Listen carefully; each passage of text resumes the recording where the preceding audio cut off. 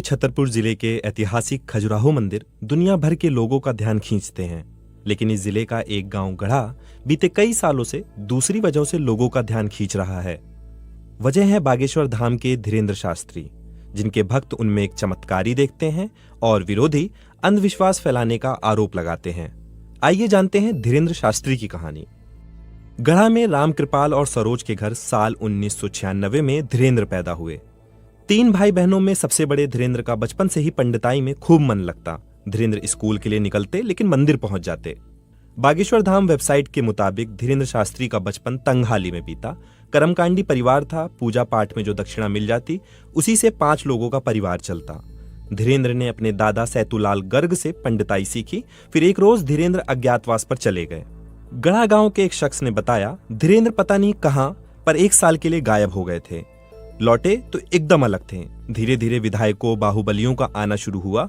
आप ये समझो कि ये बने तो कांग्रेस नेताओं के कारण है, पर आज जो हो रहा है उसमें भाजपा का रोल है, वरना 5 साल पहले तक तो ये साइकिल और मोटरसाइकिल से घूमा करते थे। धीरेन्द्र शास्त्री अब प्लेन और कई बार प्राइवेट जेट से चलते हैं। भारत से लेकर लंदन तक उनका सम्मान होता है।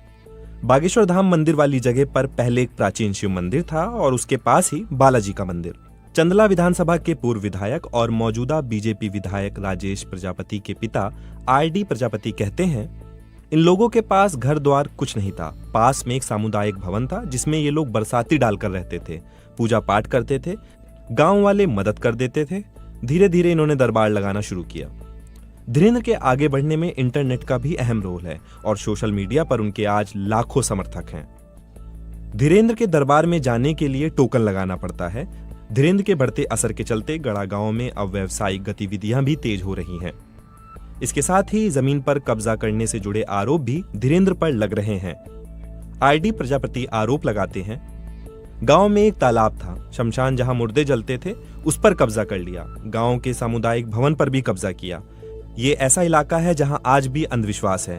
5 रुपए के लॉकेट को 5,000 तो कभी 51,000 में दे दिया जाता है। ऐसे ही करोड़ों में खेल गए। इस तरह से इनका व्यवसाय चलने लगा। धीरेन्द्र के चचेरे भाई लोकेश इन आरोपों को खारिज करते हैं। इन आरोपों पर छतरपुर के डीएम से हमने संपर्क किया पर कोई जवाब नहीं मिला। धीरेन्द्र के समर्थकों में स्थानीय नेताओं के अलावा कैलाश विजयवर्गीय, महाराष्ट्र के डिप्टी सीएम देवेंद्र फडणवीस, मध्य प्रदेश के गृह मंत्री नरोत्तम मिश्रा और नितिन गडकरी जैसे नेता भी शामिल हैं। धीरेन्द्र पर अंधविश्वास फैलाने के आरोप हाल के दिनों में तब और बढ़ गए जब अंधश्रद्धा निर्मूलन समिति के श्याम मानव ने धीरेन्द्र शास्त्री को उनके चुने हुए लोगों के बीच चमत्कार दिखाने की चुनौती दी थी। इसके बाद धीरेन्द्र के कार्यक्रम वक्त से पहले रद्द करने और मीडिया में खबरों के आने का सिलसिला शुरू हुआ। अपनी सभा में धीरेन्द्र शास्त्री भूत प्रेतों का इलाज करने का दावा करते हैं। वो मंच से बुदबुदाते हैं, फूंक मारते हैं, इनके सर में चमीटा मारे जाएं। धीरेन्द्र कहते हैं, ये मैं नहीं कर रहा, बालाजी की कृपा है। धीरेन्द्र भक्तों की समस्या के अलावा फिल्मों पर भी बात करते हैं और हिंदू राष्ट्र बनाने की भी बात करते हैं। तुम हमारा साथ दो, हम हिंदू राष्ट्र बनाएंगे। 23 जनवरी 2023 को धीरेन्द्र ने कहा, हमने आज भारत के इतिहास में नया नारा बनाया है, तुम मेरा साथ दो, हम हिंदू राष्ट्र बनाएंगे। मई 2022 में धीरेन्द्र शास्त्री का एक वीडियो वायरल हुआ था। वीडियो में एक शख्स धीरेन्द्र के पैर छूते दिखता है। धीरेन्द्र उसे रोक कर कहते हैं, छूना नहीं, हमें अछूत आदमी है। हालांकि धीरेन्द्र ने बाद में कहा वो ऐसा इसलिए करते हैं क्योंकि उनके पास बालाजी का गदा रहता है और वो सब में राम देखते हैं। ऐसे में किसी का पैर छूना उनको सही नहीं लगता। इसके अलावा भी धीरेन्द्र के कुछ बयान चर्चा में रहे, जैसे सरकार कब तक गिराएगी बुलडोजर से, हिंदुओं को गिराना होगा। शायद आप सोच रहे होंगे कि धीरेन्द्र जो करते हैं वो असल में है क्या। इस सवाल के कई जवाब हैं। धीरेन्द्र से पूछेंगे तो जवाब मिलेगा, हम कुछ नहीं कर रहे, सब बालाजी कर रहे हैं और हमसे करवा रहे। श्रद्धालुओं से पूछेंगे तो जवाब मिलेगा, चमत्कार है। विज्ञान मनोवैज्ञानिकों और जादूगरों से पूछेंगे तो जवाब बिल्कुल अलग मिलेगा। एक कला होती है जिसका नाम है मेंटलिज्म। इसे माइंड रीडिंग यानी दिमाग को पढ़ना भी कहते हैं।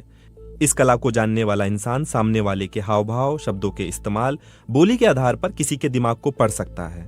इसी कला की एक कलाकार सुहानी शाह बीबीसी से कहती हैं, जादू के अंदर कई जॉनर होते हैं, मेंटलिज्म भी उसी में से एक है। मैं 32 साल की हूं और 7 साल की उम्र से जादू की ट्रिक्स कर रही हूं। बीते 10 सालों से मेंटलिज्म कर रही हूं। मेंटलिज्म में कई तकनीक होती हैं। कई बार आंखों की मूवमेंट, हाव भाव, बोलने के तरीकों से सामने वाले की बात को जाना जा सकता है। ये पूरी कला लोगों के दिमाग के आसपास होती है। जिसे कला बोलते हैं, धीरेन्द्र उसे चमत्कार बोल रहे हैं। ऐसा नहीं है कि इस तरह से लोगों की परेशानियों को किसी कहे या अनकहे चमत्कार से दूर करने वालों में धीरेन्द्र शास्त्री अकेला नाम है। ईसाइयों मुसलमानों में भी कई ऐसे लोग हुए हैं जो कभी हालेलुया तो कभी कुरान की आयतें पढ़कर लोगों के दुख दूर करने का दावा करते दिखते हैं।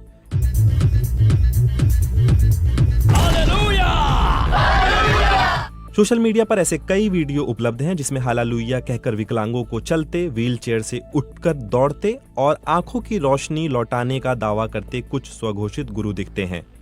पीके और ट्रांस जैसी कुछ फिल्मों में इन स्वघोषित गुरुओं पर तंज भी कसा गया है। पर्दे पर भले ही ऐसे लोगों की कहानियां और सच सामने लाने की कोशिशें हो रही हों, लेकिन हकीकत में लोगों की श्रद्धा और विश्वास धर्म से जुड़े गुरुओं पर बढ़ रहा है।